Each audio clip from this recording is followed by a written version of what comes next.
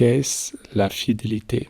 Lorsqu'un enfant naît, il ne vient pas vide d'informations. Il vient déjà plein d'informations. Une information dont il est le réceptacle pour que le système puisse continuer d'évoluer et de réparer ce qui a besoin d'être réparé, d'équilibrer ce qui est déséquilibré, de réordonner ce qui est désordonné. Donc un enfant vient avec une série de différents bagages transmis par les personnes qui l'ont précédé.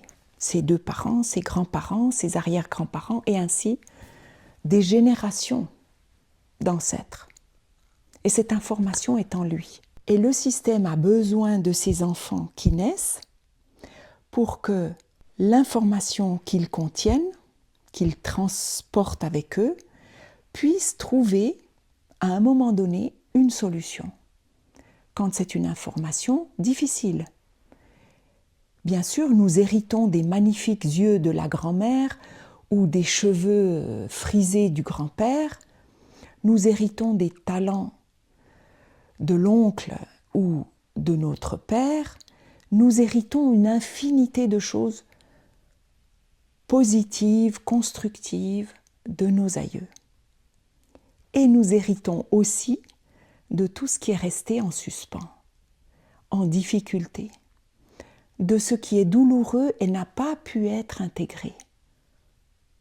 Donc nous sommes à la naissance, entre guillemets, déterminés par ce dont nous héritons.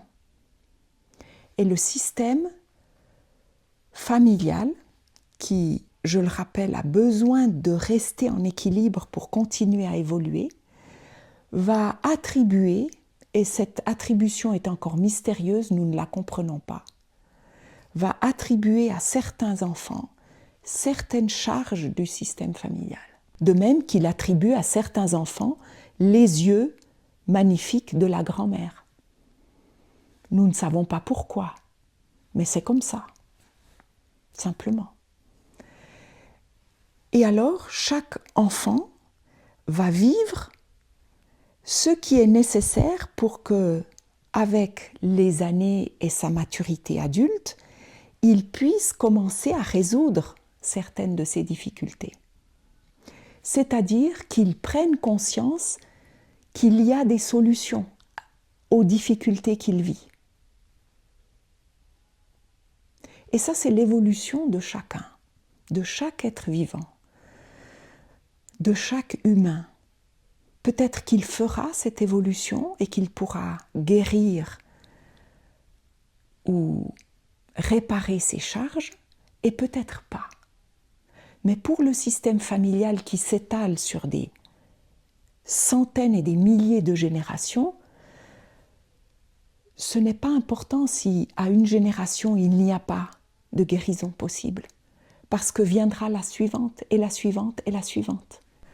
Et c'est ainsi que chaque vivant sera, entre guillemets, provoqué dans sa vie pour ouvrir les yeux et voir, ah oui, là, il y a quelque chose qui pourrait changer.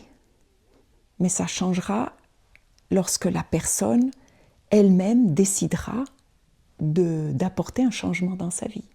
Et donc nous voyons que le système propose à chaque génération différentes difficultés pour obtenir ou parvenir à différentes solutions. Et si ça ne se passe pas à cette génération-là, ben ça sera la suivante,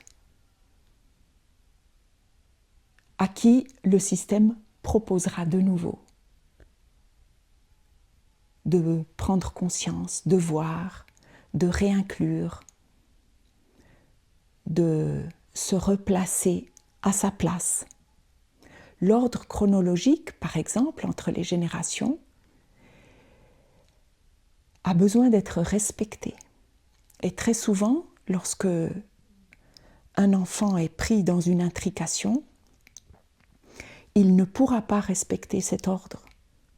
C'est involontaire, c'est inconscient la plupart du temps.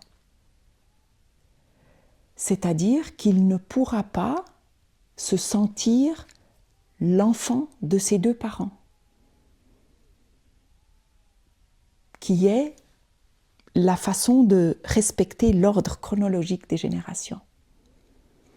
Et alors, il aura des difficultés avec l'un des deux parents, où il se sentira supérieur à l'un de ses deux parents, et aura beaucoup de peine à prendre sa place d'enfant de ses parents.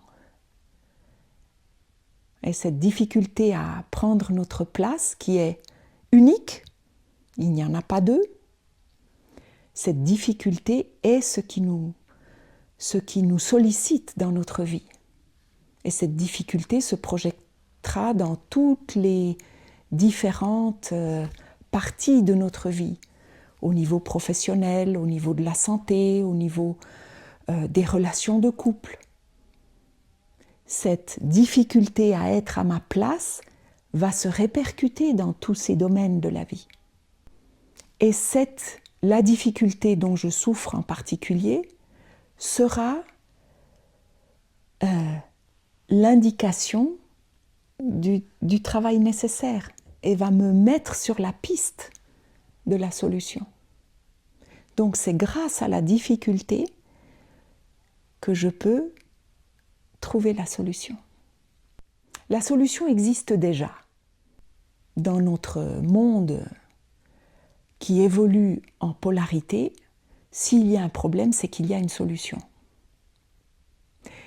Et le problème me guide vers la solution.